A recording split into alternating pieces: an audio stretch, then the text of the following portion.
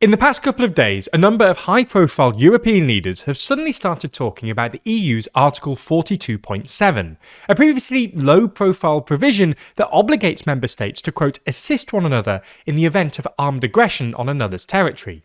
Just last week, Polish Prime Minister Donald Tusk suggested the EU should think more about how Article 42.7 would work in practice. French President Emmanuel Macron claimed that it was not just words, and in fact stronger than NATO's Article 5, and the EU announced that, for the first time ever, next month the Commission would be wargaming some Article 42.7 scenarios.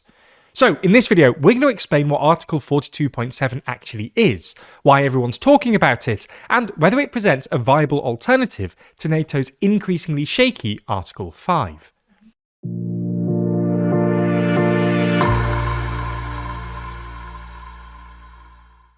If you love staying informed and want some of the best reporting on YouTube, then subscribe and ring the bell for more. So let's start by explaining what Article 42.7 actually says and where it came from. For the purposes of this video, it's probably worth stating the article in full. It reads, if a member state is the victim of armed aggression on its territory, the other member states shall have towards it an obligation of aid and assistance by all the means in their power, in accordance with Article 51 of the United Nations Charter. This shall not prejudice the specific character of the security and defence policy of certain member states. Commitments and cooperation in this area shall be consistent with commitments under the North Atlantic Treaty Organisation, which, for those states which are members of it, remain the foundation of their collective defence and the forum for its implementation. Article 42.7 was inspired by Article 5 of the founding treaty of the Western Union Defence Organisation, or WUDO, a mutual defence organisation created after World War II, which included the UK, France, Belgium, Luxembourg and the Netherlands. We don't really talk about WUDO much these days because it was essentially superseded by NATO and its Article 5, which has been the basis of European security ever since. Article 42.7, however, is a relatively recent creation, and it was only incorporated into EU law via the Lisbon Treaty. At the time, it was supported both by countries like France, who have always wanted the EU to be more independent in security terms, but also by countries who thought NATO was insufficient or defunct, including, most notably, Greece, who were worried about the prospect of conflict with fellow NATO member Turkey. If conflict were to break out between Greece and Turkey, who are both NATO members, Greece would be in trouble. Turkey has a far larger military, and it's not obvious how NATO's Article 5 would actually work in the event of an intra-NATO conflict. Greece thus saw an EU-wide mutual defence clause as a better defence against prospective Turkish aggression, because Turkey obviously isn't in the EU. Article 42.7 has only ever been triggered once, by France after the Paris terror attacks in 2015, to request that member states join France in military action against ISIS in Syria and Iraq. However, it's worth noting that, at the time, the French government made it clear that its triggering of Article 42.7 was a political act as much as anything else, to insulate France from the sort of criticisms it had faced after its interventions in Mali and the Central African Republic in 2013 and 2014 respectively, when some countries accused France of acting too unilaterally, and, more importantly, to remind the EU that the article exists as an alternative to NATO's Article 5. The point we're trying to make is that Article 42.7 has only been used once, and even then, it was a mostly political act that didn't do that much. This is why, in the decade or so since, it's sort of faded into irrelevance, and most member states saw it as essentially redundant, given that NATO's Article 5, which obliges alliance members to treat an armed attack against one member as an attack against all, was generally seen as more binding and would involve American military might. However, in the past year or so, Article 42.7 has enjoyed a sudden flurry of interest. This is largely because of Trump, who has repeatedly cast doubt on America's commitment to NATO's Article 5.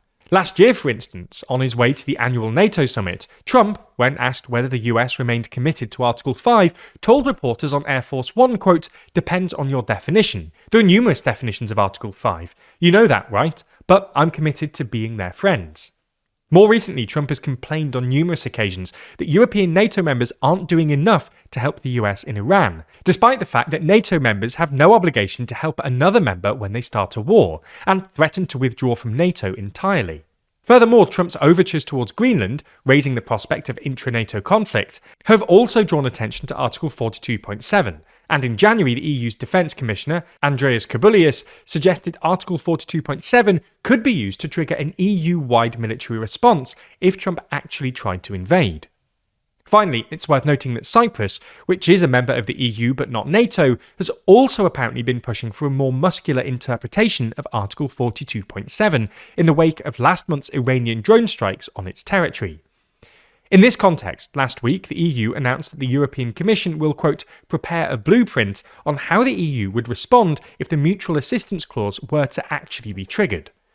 According to officials, the plan is more about testing the bloc's political response, rather than the military response, but the EU's Political and Security Committee will be going through possible scenarios, like what to do in case a Russian missile is launched against a European state, and the EU's Foreign Affairs and Security Branch, the European External Action Service, will be preparing a paper to lay out how the security guarantees might work in practice. So, does Article 42.7 actually present a viable alternative to NATO's Article 5? Well, a lot depends on what comes out of next month's discussions and whether the EU can ultimately develop a load-bearing security architecture without the US. But we would note one thing, namely that whether Article 42.7 can act as an alternative to Article 5 is fundamentally a political question, not a legal one. Both Article 42.7 and Article 5 have big caveats. 42.7 has that bit about not prejudicing the specific character of the security and defence policy of member states, while, technically speaking, Article 5 only obliges alliance members to take, quote, such action as they deem necessary.